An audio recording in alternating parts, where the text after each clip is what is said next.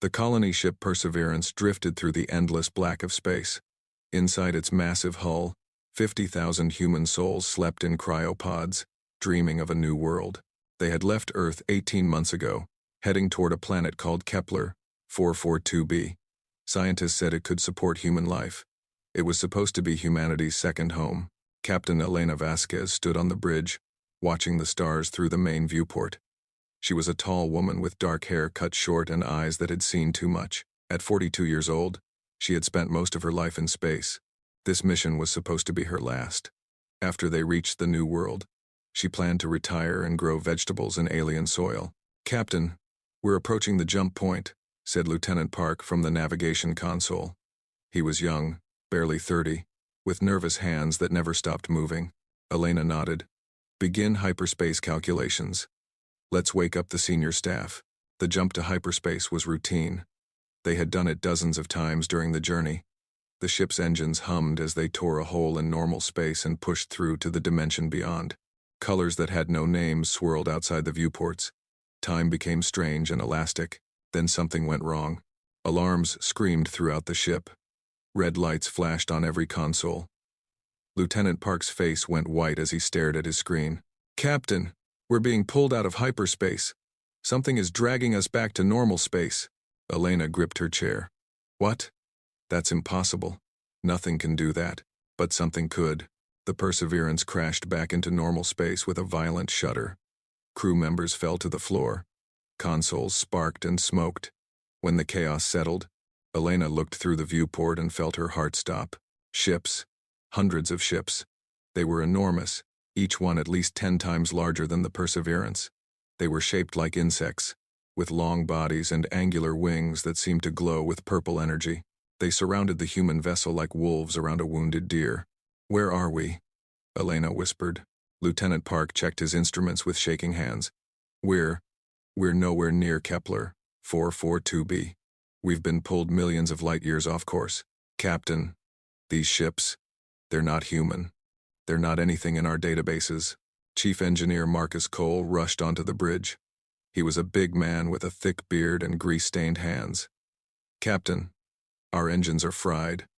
We're not going anywhere." Before Elena could respond, the main communication screen flickered to life. A face appeared, but it was not a human face. It was something from a nightmare. The creature had a triangular head covered in black chitin, like an insect's shell. Its eyes were compound, made of thousands of tiny lenses that reflected the light in disturbing patterns. Mandibles clicked beneath what might have been a mouth. When it spoke, the voice was cold and mechanical, translated by some unknown technology. "Primitive vessel, you have entered the space of the dominion of Kethari. You will surrender immediately. Your species is now claimed." Elena stood slowly. Her legs felt weak, but she refused to show fear. "I am Captain Elena Vasquez of the Earth vessel Perseverance. We mean no harm. We were traveling to colonize a distant planet when we were pulled off course. We request permission to repair our ship and continue our journey." The creature made a sound that might have been laughter. It was like metal scraping against stone. "You do not understand, primitive. There is no request. There is no negotiation.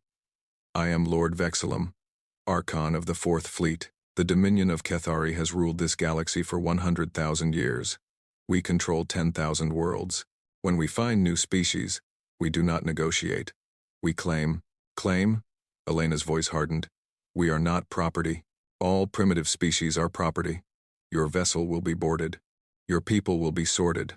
The strong will work in our mines. The weak will feed our larvae. This is the way. This has always been the way." The screen went dark. Elena turned to her crew. Their faces showed the same horror she felt. 50,000 people aboard this ship. 50,000 men, women, and children who had trusted her to lead them to a new home. Now they faced slavery or worse. "Options," she said quietly. Marcus Cole stepped forward. "Captain, our weapons are pathetic compared to those ships. We have a few laser cannons meant for asteroid defense. They would be like throwing rocks at a tank."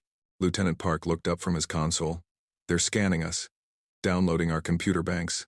Captain, they're taking everything: our history, our science, our star charts." Elena felt cold. "They're learning where Earth is. Yes, ma'am. For a long moment, no one spoke. The weight of what was happening crushed down on them all. Somewhere out there, billions of humans lived on Earth, completely unaware that they had just been marked for conquest. Then Elena Vasquez made a decision that would change history. Marcus, she said quietly, can you overload the reactor? The chief engineer stared at her. Captain, can you make this ship explode? A big explosion. Big enough to take some of those alien ships with us. Marcus swallowed hard.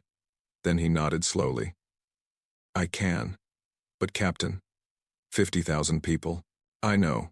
Elena's voice cracked, but she forced herself to continue. Wake up the crew chiefs. Quietly. I want every shuttle and escape pod loaded with volunteers. Anyone who wants to try to escape can try. But I need people to stay behind. I need people to help me send a message. What message? Elena looked at the alien ships through the viewport. Her eyes burned with something that had been sleeping inside humanity for thousands of years. Something ancient. Something dangerous. We need to warn Earth. And we need to show these monsters that humans don't go quietly. The next 4 hours were the longest of Elena's life. While the Kethari prepared boarding parties, her crew worked in secret. Cryopods were opened. Confused colonists were given the terrible news. Some screamed. Some cried. But many simply nodded and asked how they could help. They loaded the shuttles with 200 volunteers, the youngest, the strongest, those with skills that might help them survive. Dr. James Wong, the ship's chief medical officer, was pushed onto a shuttle against his will. So was Dr. Yuki Tanaka, a young linguist who had spent years studying theoretical alien languages. They would be needed. A small device was placed aboard the lead shuttle, a warning beacon. It would broadcast a message to Earth, traveling faster than any ship, carried on waves that the Kethari could not intercept. Elena recorded the message herself. This is Captain Elena Vasquez of the Perseverance. We have encountered a hostile alien civilization called the Dominion of Kethari. They intend to enslave humanity. They know where Earth is. They are coming. You have perhaps 18 months to prepare. Do not try to negotiate. Do not try to reason with them. They see us as animals. Prove them wrong. Fight. Fight for everything you hold dear. This is Vasquez, signing off. Good luck, and God help us all. When the boarding ships approached, the shuttles launched. They scattered in every direction, small and fast, hoping to slip through the gaps in the alien formation. The Kethari fired at them, destroying several, but their attention was divided, because the Perseverance was accelerating. On the bridge, Elena sat alone. Marcus Cole had wanted to stay with her, but she had ordered him onto a shuttle. Someone needed to reach Earth. Someone needed to tell the story. The Kethari boarding ships attached to the Perseverance's hull. Alien soldiers poured through the airlocks tall. Insectoid warriors with natural armor and weapons built into their limbs. They expected to find terrified humans cowering in corners. Instead, they found empty corridors. And on every screen throughout the ship, they saw Elena Vasquez's face. You think you can claim us? She said, her voice echoing through the halls. You think we're just another primitive species to be crushed and forgotten. But you don't know humans. We've been fighting since we climbed down from the trees. We fight each other. We fight nature. We fight death itself. And now we'll fight you. Lord Vexillum watched from his flagship, his compound eyes narrowing with something that might have been curiosity. You have already lost, he said over the communication channel. Your ship is captured. Your people will serve. Elena smiled. It was not a pleasant smile. You want this ship? You can have it. She pressed a button. Deep in the Perseverance, the reactor cores destabilized. Energy that had been carefully contained for years suddenly had nowhere to go. The explosion was visible from 1,000 kilometers away, a new sun born and dying in a single instant. 3 Kethari warships were caught in the blast. They were among the largest in the fleet, carrying tens of thousands of soldiers. When the light faded, nothing remained but expanding debris. Lord Vexillum stared at the void where the human ship had been. For the first time in his long life, he felt something unfamiliar. It took him a moment to recognize it. It was doubt.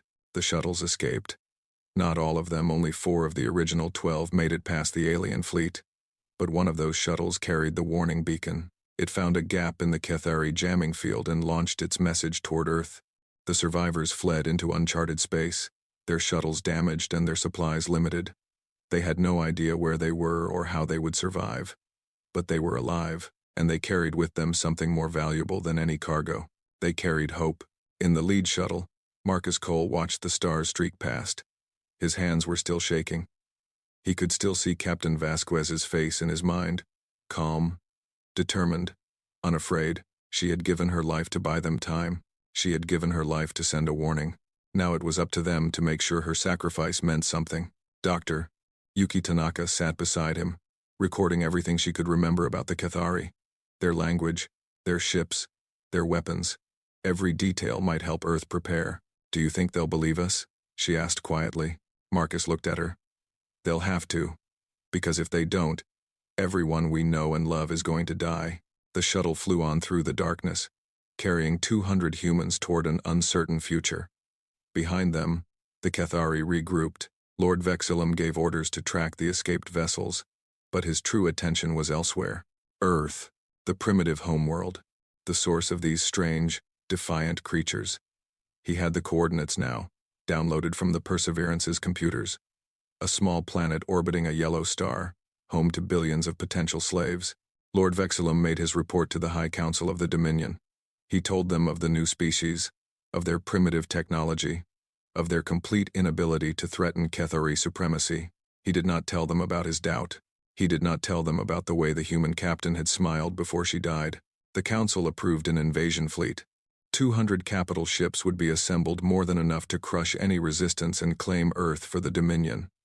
It would take 18 months to gather the forces and travel to the distant star system. 18 months. That was all the time humanity had. On Earth, the message arrived 3 weeks later.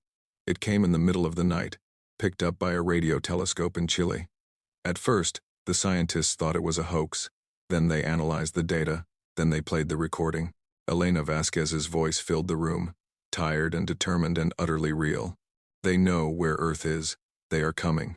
Within hours, every government on the planet had been notified. Within days, the message had leaked to the public. Panic spread across the globe. Religious movements proclaimed the end times. Stock markets crashed.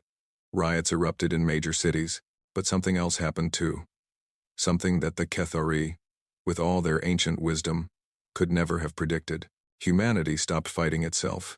Old enemies sat down at negotiating tables. Border disputes that had lasted generations were resolved in days. Resources that had been hoarded were shared freely. Scientists who had competed against each other began working together, because they finally had something bigger to fight. The Global Defense Coalition was formed within a month. Every nation, every military, every scientist, united under a single purpose. They had 18 months to prepare for an enemy they barely understood, with technology they could hardly imagine. It should have been impossible. But humans had always been good at impossible things. In a military bunker deep beneath Geneva, a general named Amara Okonkwo looked at the reports spreading across her desk. Ship designs, weapon prototypes, training programs, all of it built on the fragments of information the survivors had sent, plus whatever they could learn from the debris of the destroyed Cathari ships. She was 55 years old, with gray hair and a face lined by decades of command. She had fought in 3 wars and buried more friends than she could count. This war would be different than any of those. This war would be for everything. An aide entered with another report. "General, the first of the new ships has begun construction. They're calling it the Spite class." Amara smiled grimly. "Spite? I like it." She looked up at the ceiling, as if she could see through the rock and steel to the stars beyond. "You hear that, Vasquez? We got your message. And we're not going to waste it." Somewhere out there, the Cathari Armada was gathering. Somewhere out there, Lord Vexillum was planning the enslavement of another species, confident in 10,000 years of unchallenged supremacy. He had no idea what was coming, because humans don't surrender. Humans don't give up. When pushed to the edge of extinction, they don't collapse, they evolve. They adapt. They fight back with everything they have and everything they can build and everything they can imagine. The Cathari wanted to claim humanity as property. They were about to learn that some things cannot be owned, and some species, one species in particular, would rather burn the galaxy down than kneel. The countdown had begun. 18 months until the storm arrived. 18 months to prepare for war. 6 months had passed since the warning reached Earth. 6 months of chaos, fear, and desperate preparation. The world had changed more in those months than in the previous century. General Amara Okonkwo stood at the window of the Global Defense Coalition headquarters in Geneva. Outside, snow fell gently on the old city. Inside, the largest war machine in human history was being assembled. She was Supreme Commander now. The title had been given to her by unanimous vote of every nation on Earth. It was the first time in history that all of humanity had agreed on anything. Fear had accomplished what diplomacy never could. Her aide, Colonel James Chen, entered with a tablet. General, the latest production numbers are in. We now have 12 Spite-class destroyers operational. Another 20 are in final assembly. Amara nodded without turning from the window. 12 ships against 200. Not good odds. No, ma'am. But the engineers say our kinetic weapons are promising. The Kethari use energy shields, but our railguns fire physical projectiles at incredible speeds. The math suggests we might be able to punch through. Might. Amara finally turned to face him. I need better than might, Colonel. I need certainty. Or as close to it as we can get. In a laboratory complex beneath the Swiss Alps, scientists worked around the clock on exactly that problem. Dr. Sarah Kim led the Weapons Research Division. She had not slept more than 4 hours a night since the warning arrived. None of them had. The breakthrough had come from the strangest place. A young engineer named Paulo Santos had been studying fragments of Kethari technology recovered by the Perseverance survivors. He had noticed something odd about their computers. They're incredibly advanced in some ways, he had explained to the research team. Their processing power is beyond anything we can match. But their security is almost non-existent. Dr. Kim had frowned. That doesn't make sense. A civilization that advanced should have incredible cybersecurity. Paulo had smiled grimly. Unless they've never needed it. General, these aliens have ruled the galaxy for 100,000 years. No one challenges them. No one tries to hack their systems because everyone is too afraid. They've become complacent. That single observation had changed everything. Now, 6 months later, the Coalition's Electronic Warfare Division was the most advanced on Earth. They had developed viruses, worms, and infiltration programs that could slip into Kethari networks like ghosts. They could not match the aliens in raw firepower, but perhaps they could outsmart them.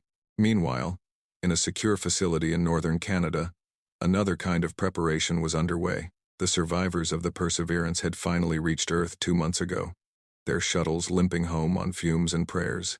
They had been debriefed endlessly, their memories mined for every scrap of useful information.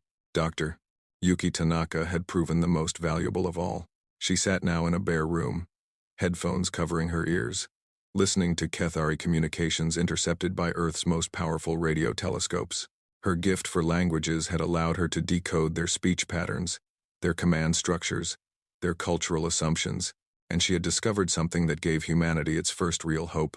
The door opened and General Okonkwo entered. Yuki stood quickly, still not used to meeting with the most powerful person on the planet.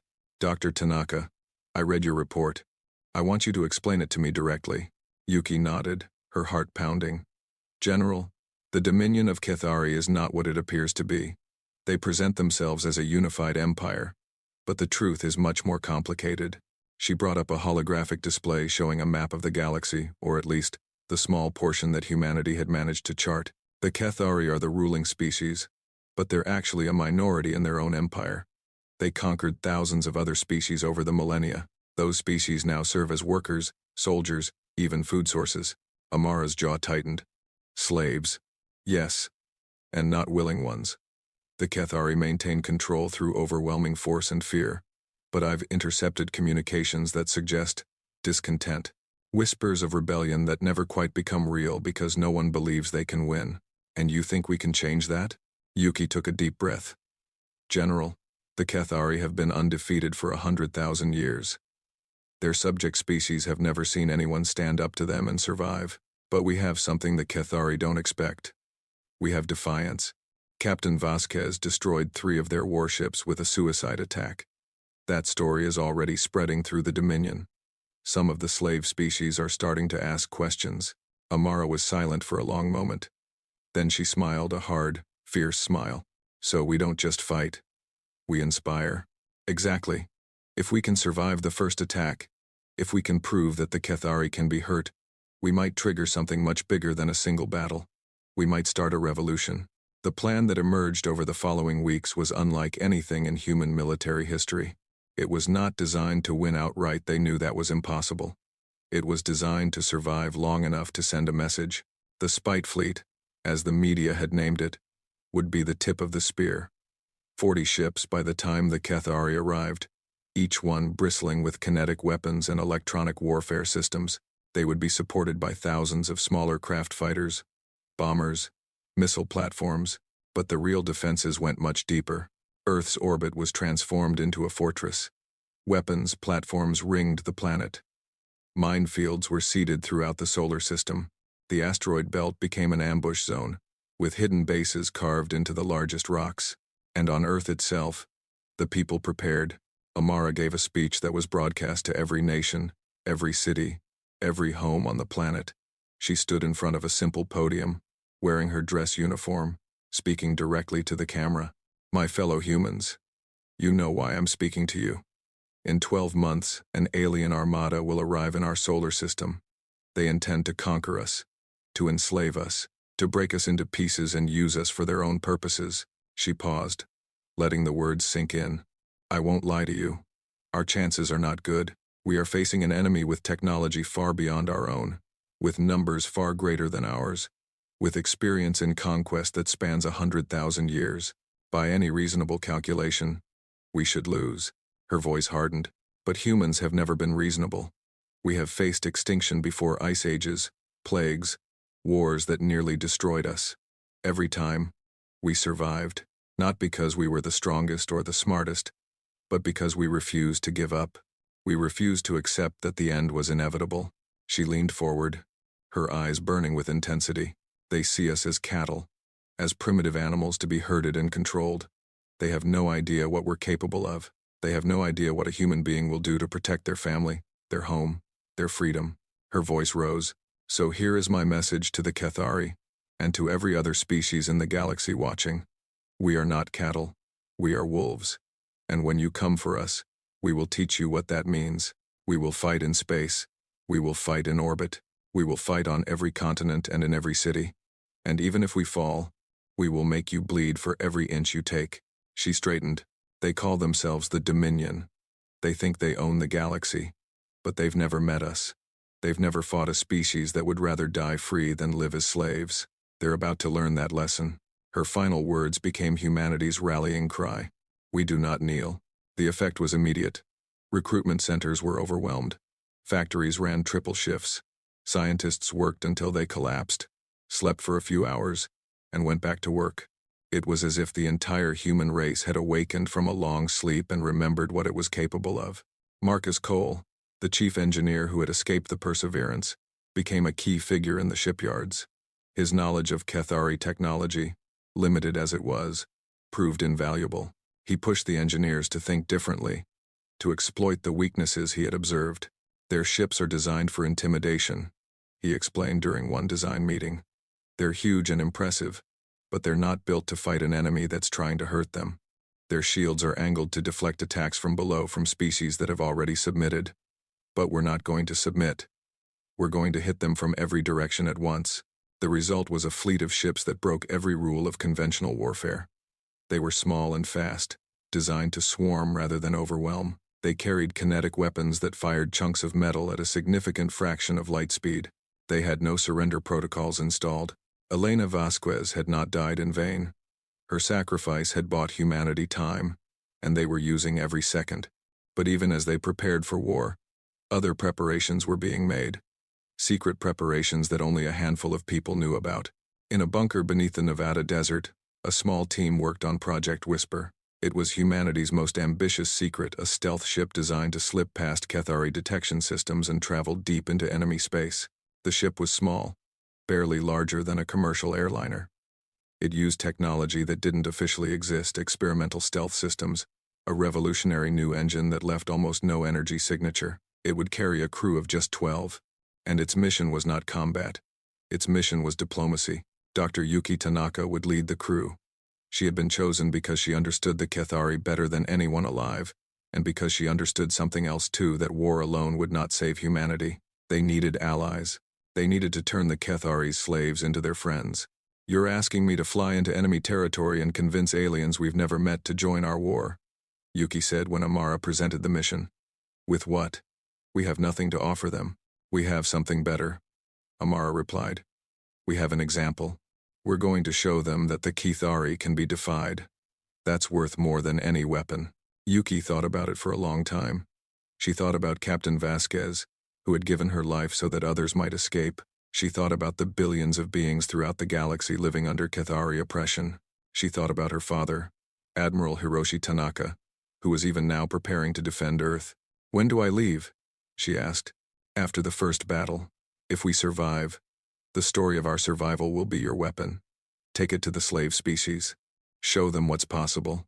The months crept by. Summer became fall. Fall became winter. The ships took shape in their orbital shipyards. The weapons were tested again and again. The soldiers trained until they could operate in their sleep, and the Kethari armada drew closer. Intelligence reports suggested they had assembled 200 capital ships.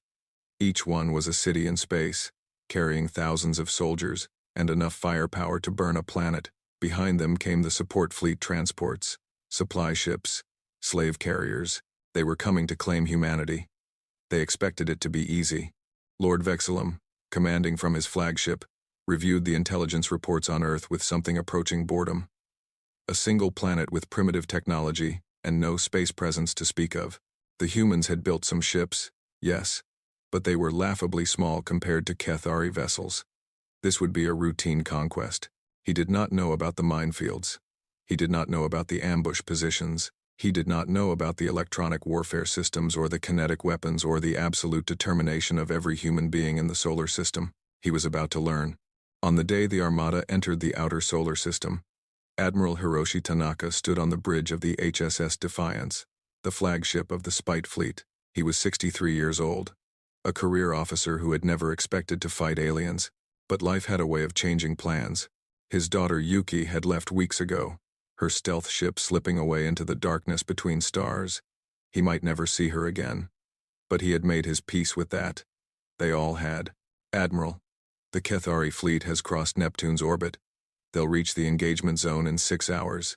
Tanaka nodded. "Signal all ships. It's time." He opened a channel to the entire fleet, 40 human ships against 200 alien vessels.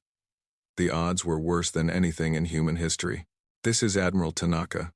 You all know what we're facing. You all know the odds. But you also know what's at stake. Behind us is Earth. Behind us are 8 billion people, our families, our friends, everyone we've ever loved." He paused. "The aliens think this will be easy. They think we'll run or surrender or collapse at the first sign of their power. They have no idea who we are. They have no idea what humans will do when everything they love is on the line." His voice hardened. "Today, we show them. Today, we write a message in fire and blood, and we broadcast it to every corner of this galaxy. We fight. We do not kneel, and even if we fall, we take as many of them with us as humanly possible." He smiled grimly. "All ships' battle stations. Let's give these bugs something to remember." Across 40 ships, men and women checked their weapons and their stations. They were afraid only fools wouldn't be afraid. But they were also determined. They were also angry. The Kethari had made a terrible mistake. They had threatened humanity's home. Now they would pay for it. The first battle for Earth was about to begin. The Kethari armada moved through the solar system like a plague of locusts. 200 capital ships, each one larger than anything humanity had ever built.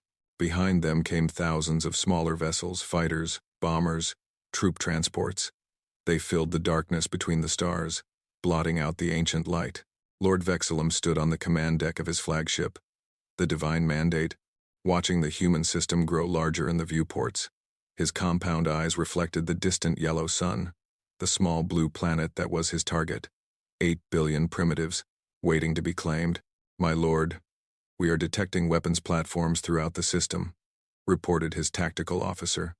"The humans have placed defenses in orbit around several planets and in the asteroid belt." Vexillum made a dismissive gesture. "Primitives with rocks, brush them aside." The first Kethari ships entered the asteroid belt. They expected resistance. They did not expect what happened next. The asteroids themselves seemed to come alive. Hidden weapons platforms opened fire from 100 different positions. Missiles launched from caverns carved into ancient rock. Electronic warfare systems jammed Kethari communications and scrambled their targeting sensors. And from behind the largest asteroids came the Spite fleet. Admiral Hiroshi Tanaka watched the battle unfold from the bridge of the Defiance. His ships were outnumbered 5-1. But they had advantages the Kethari had never encountered. Alpha Wing, target their forward sensors. Beta Wing, go for the engine clusters. Everyone else, Swarm, Pattern, Delta. The human ships moved like nothing the Kethari had seen before. They were small and fast, darting between the enemy vessels, never staying in one place long enough to be targeted. Their kinetic weapons fired metal slugs at incredible speeds, punching through shields that had deflected energy weapons for millennia. The first Kethari ship died within minutes of the engagement. It was a cruiser, 3 kilometers long, carrying 10,000 soldiers. A concentrated barrage from 12 human destroyers collapsed its shields and tore through its hull. It broke apart in a silent explosion, debris scattering across the asteroid field. On the divine mandate, Lord Vexillum stared at the tactical display. A cold sensation spread through his body.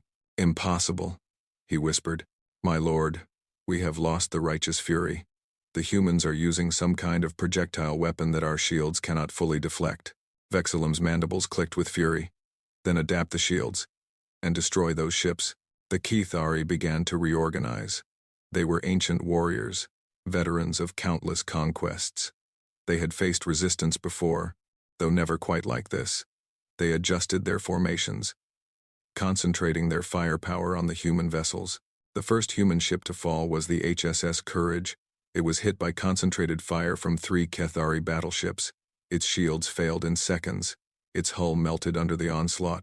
300 crew members died in the span of a heartbeat. Admiral Tanaka felt each loss like a physical wound. But he could not stop, could not grieve, could only fight. All ships, execute pattern Sigma. Draw them into the killing zone. The human fleet began to retreat, pulling back through the asteroid belt toward Mars. The Kethari pursued, sensing victory. They did not realize they were being led into a trap. The minefields around Mars were humanity's most closely guarded secret. Thousands of fusion bombs, hidden in the red planet's orbit, waiting for the right moment. When the Kethari fleet crossed the trigger line, Tanaka gave the order. Detonate. Space itself seemed to catch fire. The explosions were blinding, overwhelming, devastating. 20 Kethari ships were destroyed instantly. Another 30 were crippled, their systems overloaded by the electromagnetic pulse. For a moment, just a moment, it seemed like humanity might actually win. Then the rest of the Kethari fleet arrived. The ships that had been caught in the minefield were just the vanguard. Behind them came the main force, 150 capital ships, undamaged and furious. They swept through the debris field, their weapons charging, their commanders screaming for revenge. "Fall back to Earth orbit," Tanaka ordered. "Regroup with the home defense fleet." The retreat was desperate and bloody. Human ships fell one by one, sacrificing themselves to buy time for others to escape. The HSS Valor rammed a Kethari carrier. Both ships destroyed in the collision. The HSS Determination held a narrow passage through the asteroid belt until its reactor overloaded, taking 2 enemy ships with it. By the time the survivors reached Earth, only 22 human ships remained. General Amara Okonkwo watched from the command center in Geneva. Her face was carved from stone, showing no emotion, but inside she was screaming. Every destroyed ship was 1,000 souls lost. Every fallen vessel was someone's brother, sister, parent, child. But she could not show weakness. Not now. Status of the home defense grid: fully operational, General. Orbital platforms are armed and ready. Atmospheric fighters are standing by. And the civilian shelters? 92% of the population is underground. The rest are essential personnel or volunteers. Amara nodded. Whatever happened in the next few hours, humanity would survive in some form. They had prepared bunkers deep beneath the Earth's surface, hidden cities that could sustain millions for decades. The Kethari might conquer the surface, but they would never find everyone. But she had no intention of making that the outcome. In Earth orbit, Admiral Tanaka reorganized his battered fleet.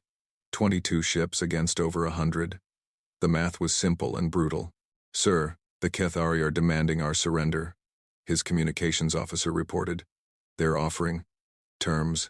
What terms? Immediate submission. All humans to report to processing centers for sorting. Leadership figures to be executed as examples. They say resistance is futile. Tanaka laughed. It was not a pleasant sound. Tell them we have a counteroffer. They can turn around and go home, or we can find out exactly how many of them we can kill before they stop us. The communications officer stared at him. Sir? Send it. The Battle of Earth began at sunset over the Pacific Ocean. The Cathari attacked in waves, their ships darkening the sky.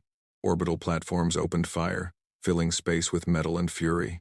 Atmospheric fighters launched by the thousands. Tiny gnats attacking giants. And the Spite Fleet made its final stand. Admiral Tanaka positioned his ships in a defensive sphere around the orbital stations. They could not defeat the enemy. They knew that. But they could make every inch of space cost the Cathari dearly. The fighting was brutal beyond imagination. Human ships were destroyed by the dozen. But they never stopped firing, never stopped fighting. The orbital platforms rained death on the alien fleet until they were silenced one by one. On the surface, billions watched through telescopes and cameras. They saw their defenders dying in the darkness above. They saw their world being invaded, and they felt something shift inside them, something ancient and terrible and beautiful. Luna Station, humanity's first permanent settlement on the moon, fell after 3 hours of fighting. The colonists had refused to evacuate, choosing instead to man the defense guns until the end. When the station finally exploded, it took 5 Cathari ships with it. The last transmission from the station was a single phrase, broadcast on every frequency. We do not kneel. Lord Vexillum watched from his flagship, now in high Earth orbit. He had never experienced anything like this. The humans were clearly losing. Their fleet was nearly destroyed. Their defenses failing, but they would not stop fighting. Every ship, every platform, every single human seemed determined to die rather than surrender. It was disturbing. My lord, we have lost 43 ships, his tactical officer reported. 43, against primitives. The High Council will demand answers. The High Council is not here. Vexillum snarled. I am. And I will crush these animals if I have to destroy their entire planet to do it. He turned to the weapons officer. Target the largest population centers. Show them what happens to species that resist. My lord, if we destroy the population, there will be no slaves to. I don't care about slaves. I care about obedience. Fire. The divine mandate's main weapons charged.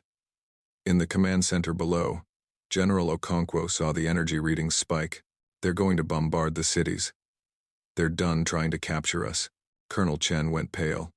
Can we stop them? With what? On the Defiance, Admiral Tanaka saw the same readings.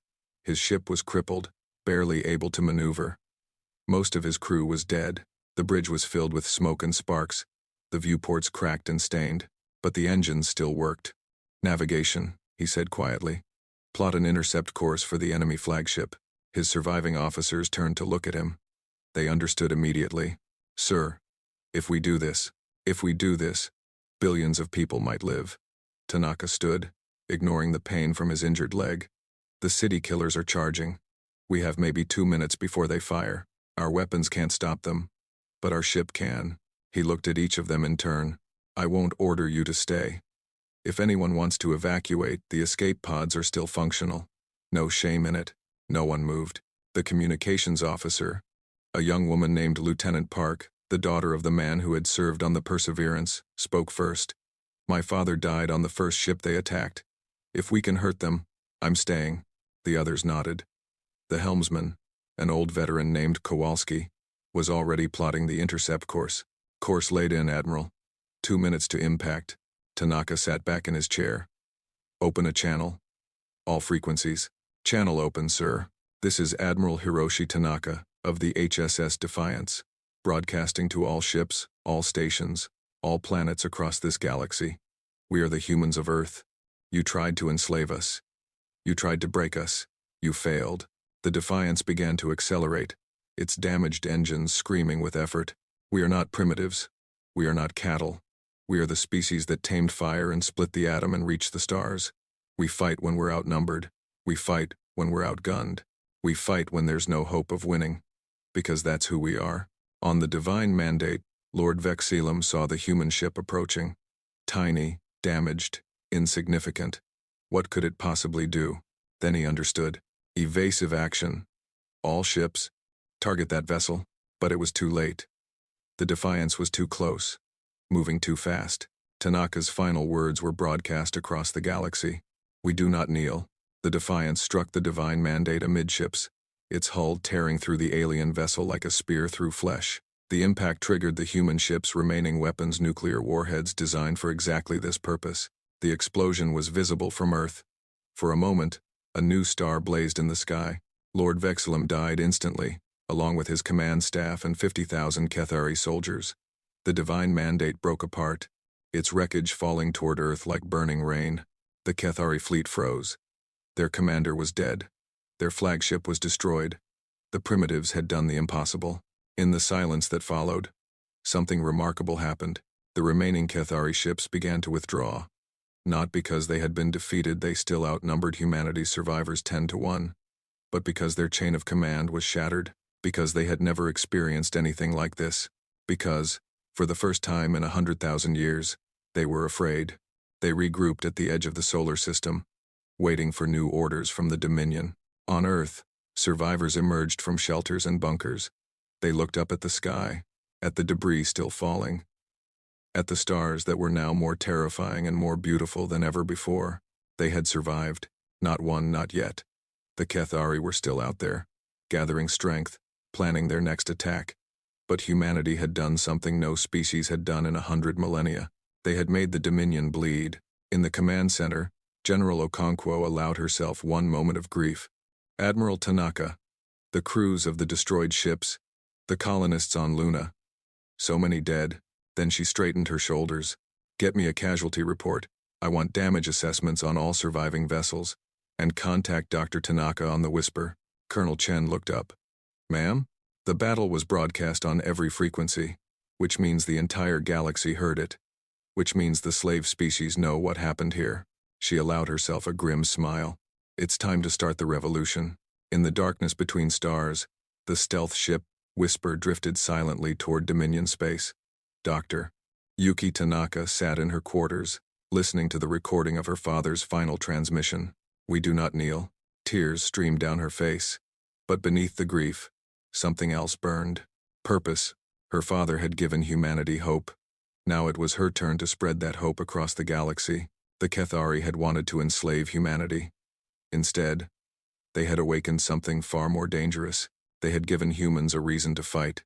And humans, when they had something to fight for, were the most dangerous species in the universe. The war was just beginning. The stealth ship Whisper moved through the darkness like a ghost. No engines burned, no signals transmitted. It drifted on carefully calculated trajectories, using the gravity of stars and planets to carry it deeper into Dominion space. Dr. Yuki Tanaka sat in the command chair, watching the alien stars pass by. 3 months had passed since the Battle of Earth. 3 months since her father had died ramming his ship into the enemy flagship. 3 months since humanity had proven that the Kethari could be hurt. Now she carried that story into the heart of enemy territory. Her crew was small, just 12 people, each one chosen for specific skills. Linguists, diplomats, soldiers, engineers. They had trained together for months before the invasion, preparing for a mission that many thought was suicide. Approaching the Valoran system, reported Lieutenant Commander Sarah Wells, her second in command. Sensors show 3 Kethari patrol ships in orbit around the main planet. Yuki nodded. Stay dark. We'll use the gas giant's gravity well to swing around them. The Valoran were their first target. According to the intelligence they had gathered, the Valoran had been enslaved for 3,000 years. They were a reptilian species, strong and proud, broken by millennia of oppression. If anyone might be willing to fight, it was them. Getting to the planet's surface was the easy part. The Whisper's stealth systems were beyond anything the Kethari had encountered. The ship slipped through their sensor nets like a needle through cloth. Landing was trickier. They touched down in a remote mountain range, far from any major settlements. The air was thin and cold, the gravity slightly heavier than Earth's. Yuki stepped out of the ship and looked up at a purple sky filled with unfamiliar stars. Beautiful, she whispered. Let's hope the locals think so too, muttered Sergeant Major Thomas Drake, their security chief. He was a hard man, scarred by years of combat, but his eyes showed something like wonder. They made contact with the Valoran 3 days later. The first encounter was almost a disaster. A hunting party stumbled across their camp, and for a terrifying moment, Yuki thought they would have to fight. The Valoran were massive, nearly 3 meters tall, covered in thick green scales, with powerful tails and claws that could tear through metal. But Yuki raised her hands, showing they were empty, and spoke in the Valoran language she had spent months learning. "We come in peace. We come with a message. We are humans." The leader of the hunting party, a female named Kira Shen, stared at her with golden eyes. Humans, the species that defied the Kethari, the species that destroyed the divine mandate. Yes, Kira Shen made a sound that might have been laughter. "We thought you were a myth, a story made up to give false hope. We're very real, and we're here to ask for your help." The negotiations took weeks.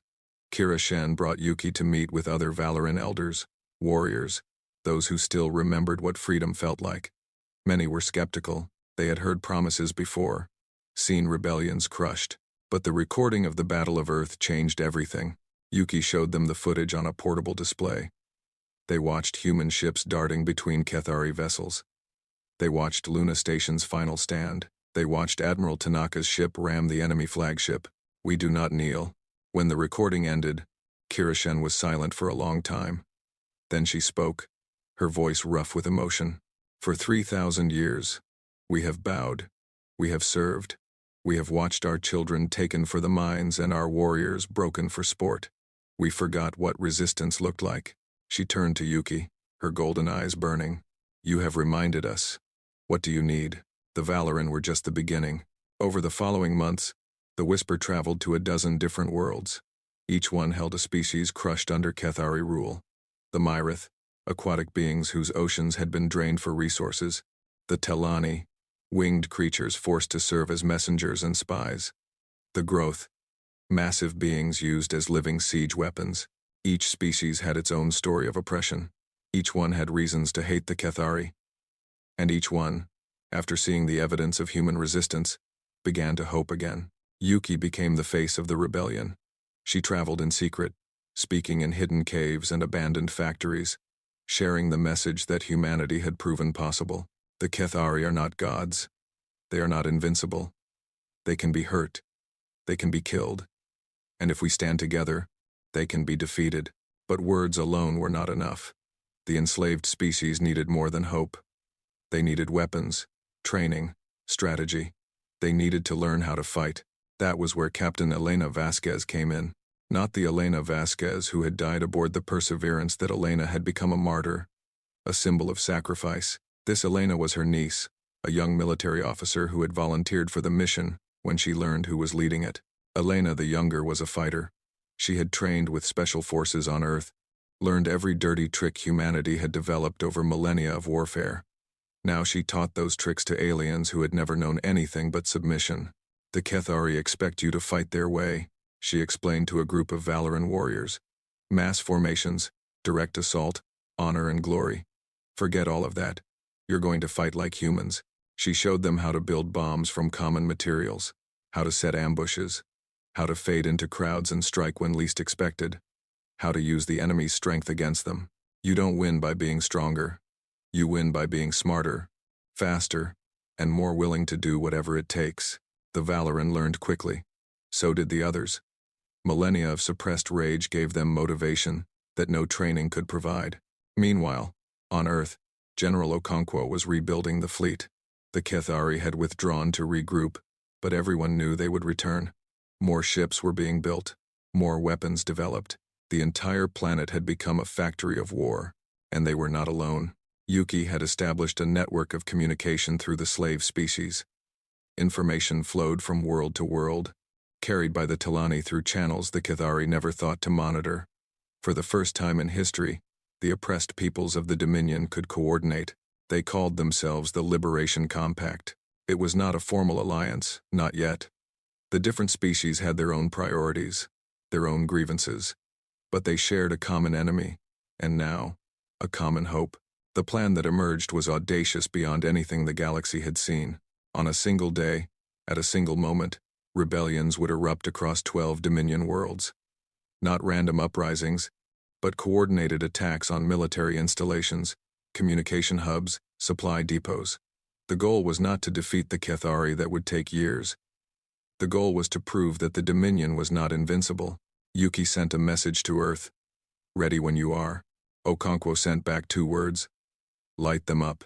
The Day of Fire, as it came to be known, began at midnight Universal Standard Time. On Valor Prime, the Valoran attacked the Orbital Command Center.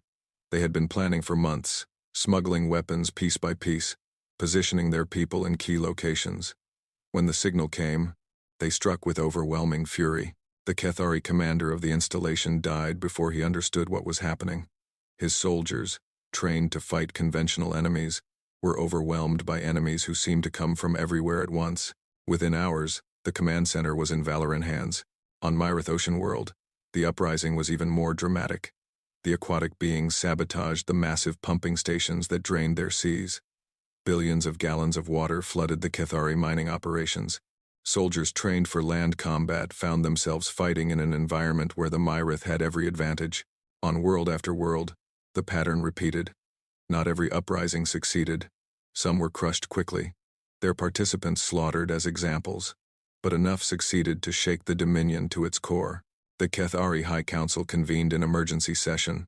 For the first time in living memory, they were afraid. This cannot be happening, the Grand Archon declared. We rule 10,000 worlds. We have ruled for 100,000 years. Slaves do not rebel. These slaves are being led by humans, replied Admiral Thexvorn, the military commander who had been sent to replace Vexillum. The humans we were supposed to have conquered. Then conquer them. Destroy their planet. End this before it spreads further. Thexvorn's compound eyes glittered. It has already spread. Reports indicate coordinated rebellions on 12 worlds. 12. This level of organization suggests a network we did not know existed. Then find it. Destroy it. With what forces? Our fleet is stretched across 10,000 worlds. Every ship we send to crush one rebellion leaves another world vulnerable. The Grand Archon slammed his claw against the table. Then we concentrate. Pull back from the outer territories. Mass our forces. And burn Earth to ashes. The humans are the source of this infection. Remove them, and the rebellion will collapse. It was a gamble. A desperate one. But the Cathari had no other options. The order went out. All available forces to converge on Earth.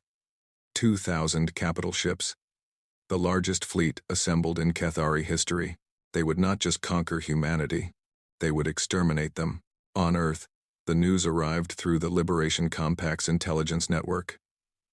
Yuki transmitted it personally, her voice heavy with the weight of what she was saying. They're coming. All of them. The largest fleet ever assembled. General Okonkwo received the message in her command center. She looked at the numbers and felt something cold settle in her stomach. 2,000 ships. Against humanity's 200. How long do we have? 6 months. Maybe less. Okonkwo closed her eyes. When she opened them, they were filled with steel. Then we have 6 months to get ready. And we're not fighting alone anymore. She opened a channel to every world in the Liberation Compact. This is General Amara Okonkwo of Earth. The Cathari are massing for a final assault on our homeworld. They believe that if they destroy us, the rebellion will collapse. They're wrong, but we cannot survive alone. We need your help. The responses came in over the following hours. From the Valoran, our warriors are ready. Point us at the enemy. From the Myrith, we control 3 shipyards now. Our vessels will fight beside yours. From species after species, pledges of support, offers of resources, promises to stand together. Yuki watched the messages arrive and felt tears streaming down her face. Not from sadness, but from something she had almost forgotten was possible. Hope. For the first time in this terrible war, humanity was not alone. The scattered slaves of the Dominion were becoming something new, something powerful, something the Cathari had never faced. They were becoming an alliance. Captain Elena Vasquez arrived on Earth 2 weeks later, commanding a transport full of Valoran volunteers. They were the first alien soldiers to set foot on human soil, massive, scaled warriors who looked at the blue sky and green grass with something like wonder. Your world is beautiful, Kirishen said to Elena. We understand now why you fight so hard to protect it. Every world is beautiful to those who live there, Elena replied. That's why we're going to help you free yours too. The training began immediately. Human soldiers learned to fight alongside aliens. Aliens learned human tactics and human stubbornness. Slowly, painfully, they became something more than separate species. They became an army. Yuki returned to Earth for the final preparations. She stood with General Okonkwo on a ridge overlooking one of the training facilities, watching humans and Valoran running combat drills together. "Do you think we can win?" Yuki asked. Okonkwo was silent for a long moment. "I don't know. But I know we're going to fight. And I know we're going to make them pay for every inch." She turned to look at the younger woman. "Your father would be proud of you. What you've accomplished. It's changed everything." Yuki thought of Admiral Tanaka, his voice echoing across the stars in his final moments. "We do not kneel." "No," she said softly. "We don't." The countdown to the final battle had begun. 6 months until the Kethari Armada arrived. 6 months to prepare for the fight that would determine the fate of Earth, the fate of the rebellion, the fate of the entire galaxy. The humans were ready, and they were not alone anymore. The grand fleet of the Kethari Dominion emerged from hyperspace at the edge of the solar system. 2,000 capital ships, 50,000 support vessels, an army of 10 million soldiers. It was the largest military force ever assembled in galactic history. Admiral Thex Vorn stood on the bridge of his flagship, the Eternal Dominance, watching the distant blue dot that was Earth. His compound eyes reflected nothing. His mind was focused on one thing: annihilation. "Status of the human defenses?" he demanded. 200 ships in Earth orbit, my lord. Additional orbital platforms and ground-based weapons. Our intelligence indicates allied vessels from the rebel species as well." "Allied vessels?" Thex Vorn made a sound of contempt. "Slaves playing at war. They will learn the price of defiance." He turned to his fleet commanders. "Formation Omega. We will crush them in a single overwhelming assault. No survivors. No mercy. The galaxy will see what happens to those who challenge the Dominion." The fleet began to move. On Earth, General Amara Okonkwo watched the sensors fill with enemy contacts. 2,000 ships. She had known this moment was coming for 6 months. She had prepared as well as any human could prepare. It would not be enough. "All ships, report status," she ordered. The responses came back from across the combined fleet. Human destroyers, Valoran battleships, Myrith submarines converted for space combat, Tilani scout craft, ships from a dozen different species, all gathered to defend a world most of them had never seen. 200 ships against 2,000. 10-to-1 odds, just like the first battle. But this time, they had something else. Dr. Yuki Tanaka's voice came over the command channel. "General, the Whisper is in position. Liberation Fleet, standing by." Okonkwo allowed herself a grim smile. "Understood. Hold until my signal." Because they were not just defending Earth. While the Kethari gathered their entire military might for the assault on humanity's homeworld, they had left something exposed, something vital. A Sendax. The Kethari throne world, the heart of the Dominion. For 6 months, ships from the Liberation Compact had been gathering in hidden positions throughout Dominion space. Small forces, easily overlooked, moving in secret while the Grand Fleet prepared for its great conquest. Now those forces were ready to strike. Okonkwo opened a channel to the combined fleet. "All ships, this is General Okonkwo. You know why we're here. You know what's at stake. Behind us is Earth 8 billion humans, the species that sparked this revolution. Behind us is everything we've built, everything we love, everything we're fighting for." She paused, looking at the tactical display. The enemy fleet filled the screen, an ocean of hostile red. "The Kethari think they can end this war by destroying us. They're wrong. Because even if they break through, even if they burn our cities and enslave our people, the revolution will continue. On 12 worlds, on 100 worlds, beings are rising up against their oppressors. The fire we lit cannot be extinguished." Her voice hardened. "But we are not going to let them break through. We are going to show the galaxy what free peoples can do when they stand together. We are going to make the Kethari bleed. And while they're bleeding, our allies are going to hit them where they live." She raised her fist. "For Earth, for freedom, for everything we hold dear. We do not kneel." The response came back from 200 ships, from humans and aliens alike in a dozen different languages. "We do not kneel." The Battle of Earth began. The Kethari expected a quick victory. They had overwhelming numbers, superior technology, 100,000 years of military tradition. They advanced in perfect formation, their weapons charging, their confidence absolute. They were not prepared for what they encountered. The Liberation Fleet did not fight like the Kethari. They did not form neat lines or engage in honorable combat. They fought like humans had taught them to fight, dirty, desperate, and without any rules. Valoran ships charged directly into enemy formations, their crews screaming battle cries in languages the Kethari had tried to suppress for millennia. They rammed smaller vessels, their crews willing to die if it meant taking enemies with them. Myrith submarines released swarms of autonomous torpedoes that overwhelmed point defense systems. Their weapons were crude compared to Kethari technology, but they were numerous, and they never stopped coming. Human ships darted through the chaos, their electronic warfare systems wreaking havoc on enemy communications. Kethari commanders found themselves unable to coordinate, unable to see clearly, fighting blind in a storm of confusion. And then the minefield activated. For 6 months, while the Kethari prepared their grand fleet, humanity had been busy. Every asteroid in the belt had been mined. Every piece of debris in Earth orbit had been weaponized. The entire solar system had become a trap. The explosions tore through the Kethari formation. Ships vanished by the dozens, caught in overlapping fields of destruction. Admiral Thexvorn screamed orders, but his fleet was too spread out, too committed to their advance. On the bridge of the Eternal Dominance, warning lights flashed. My lord, we've lost 300 ships. The humans have turned the entire system into a weapon. Thexvorn's mandibles clicked with fury. Press forward. We have numbers. We will bury them in our dead if we must. The Kethari advanced, climbing over the wreckage of their own vessels. They reached Earth orbit, their weapons finally in range of the planet itself, and then General Okonkwo gave her second order. Whisper, you are go. Light them up. Half a galaxy away, the Liberation Fleet attacked Ascendax. The Kethari throne world was ancient and magnificent. Massive cities covered its surface, monuments to 100,000 years of conquest. The Grand Archon's palace dominated the capital, a towering structure of black stone and purple energy. It was also, at this moment, almost undefended. Dr. Yuki Tanaka commanded the assault from the Bridge of the Whisper, now revealed and leading a fleet of 300 vessels from a dozen different species. All ships, target the defense platforms first, then ground installations. Remember, we want to take the palace intact. Why? Asked Kira Shen, commanding the Valoran contingent.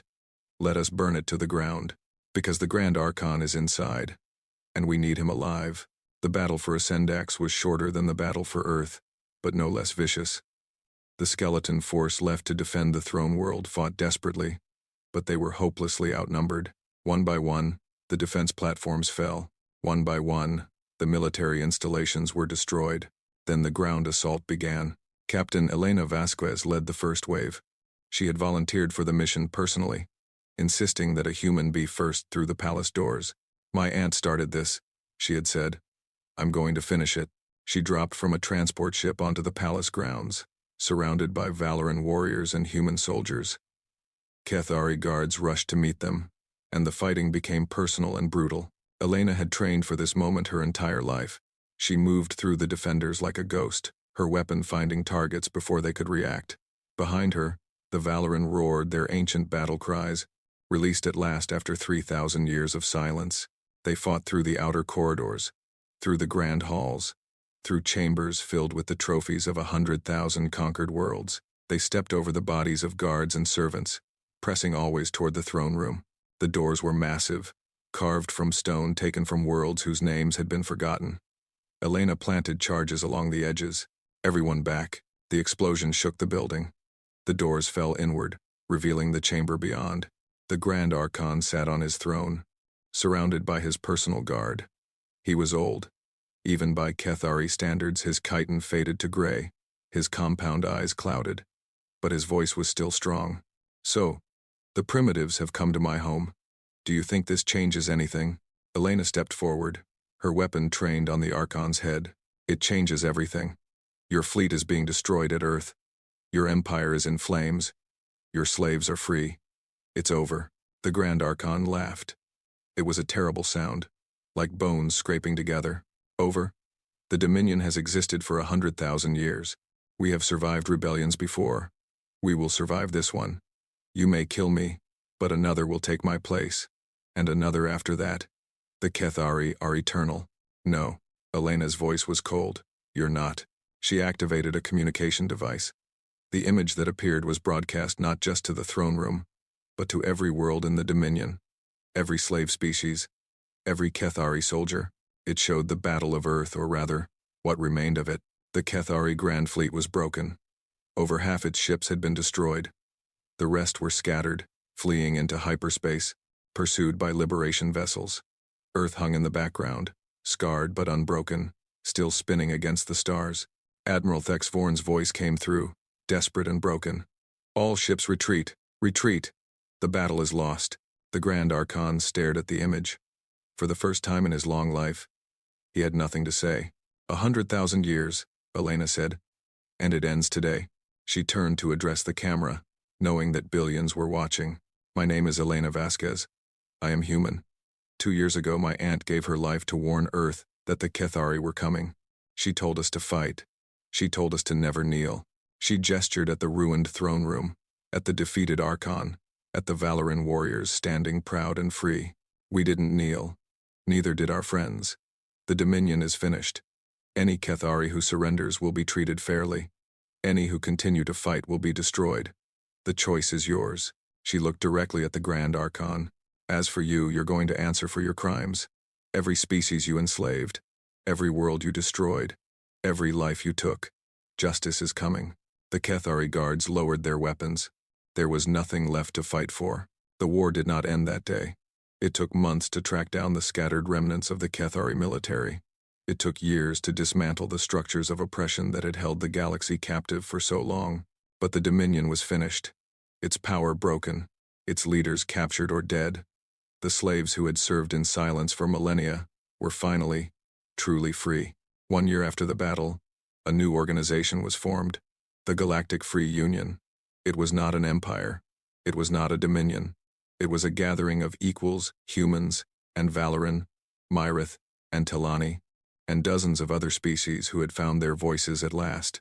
The capital was built on neutral ground, a space station in orbit around a star that had no habitable planets.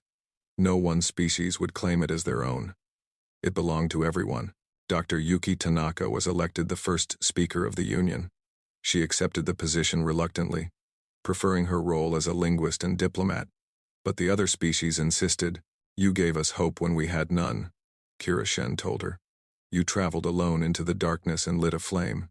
You should lead us now.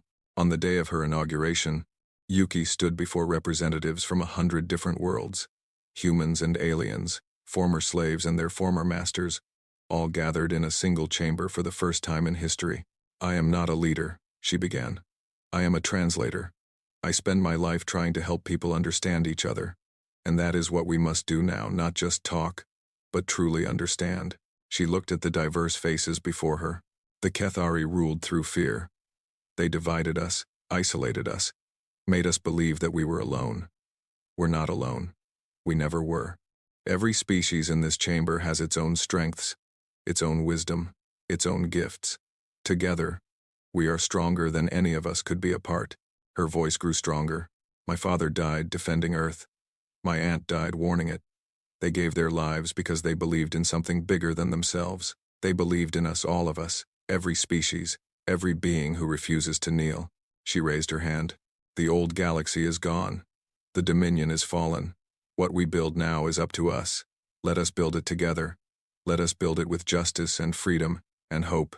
Let us show the universe what we can accomplish when we stand as one. The chamber erupted in applause and cries of approval in 100 different languages.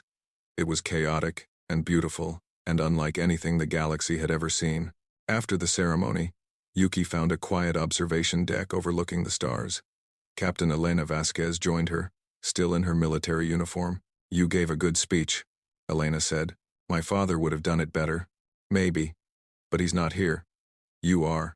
Yuki was silent for a long moment. Then she smiled. Do you remember what your aunt said in her final message? The one she sent from the Perseverance? Elena nodded. Fight for everything you hold dear. I've been thinking about that a lot. What do we hold dear? What was all this fighting really about?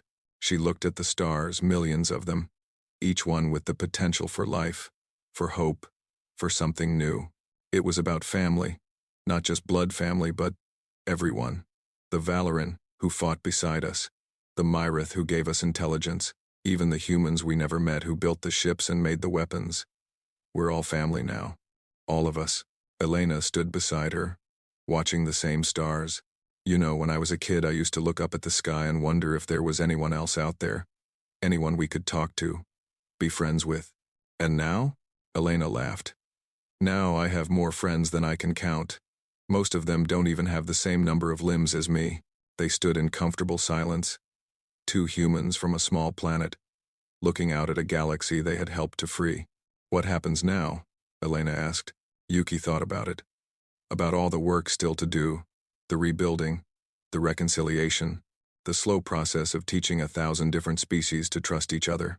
Now we build something new, something the galaxy has never seen, a place where no one kneels. She turned away from the window, ready to begin. Come on, we have work to do. And across the galaxy, on 100 different worlds, beings of every shape and size looked up at their own stars and felt something they had almost forgotten was possible. They felt hope. The war was over. The future had begun.